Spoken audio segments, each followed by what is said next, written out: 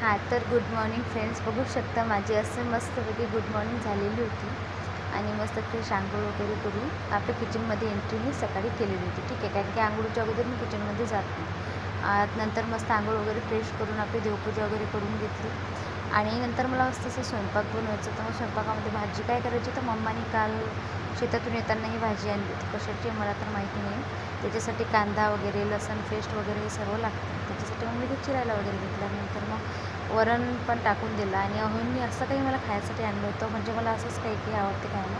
त्याच्यामुळे ते अंजनगावला गेले, त्याच्यामुळे त्यांनी घेऊन आले येताना. आणि मला काय खायचंच काम असतं माहिती आहे, कारण की मला खूप आवडतं खाणे आणि झोपणे ह्या 2 गोष्टी. आधी नव्हतं आवडत, पण आता खूप आवडतं, म्हणजे फेवरेट झाल्यात माझं. आणि नंतर मग भाजी करायला घेतली. म्हटलं चला भाजी पण करून घेऊया. ती भाजी कशाची त्याचं तर नाव नाही येते मला, पण सांगेल तुम्हाला मी नक्कीच व्हिडिओ, किंवा तुम्हीच मला सांगा की भाजी कशाची म्हणून. ठीक आहे. तर मस्तपैकी मस्त अशी भाजीला फोडणी वगैरे देऊन दिली मी. बघू शकता की छान मस्त की छान दिसत आहे कढईमध्ये, नाही का.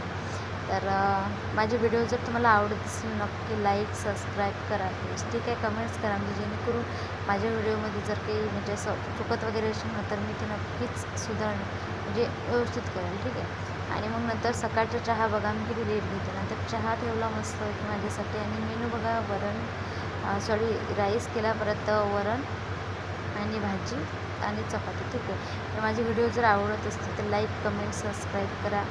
ठीक आहे, म्हणजे जेणेकरून मला पण कळेल की तुम्हाला खरोखर माझे व्हिडिओ खूप आवडतात. आणि बघा हो, किती मोठा मँगो आणला होता माहिती का. खूप मोठा आहे. या व्हिडिओमध्ये खूप छोटं दिसत होतं, पण खूप मोठा आहे. माझ्या हातावरून तुम्हाला समजलं असेल. ठीक आहे. तर चला भेटूया नेक्स्ट व्हिडिओमध्ये. Good night.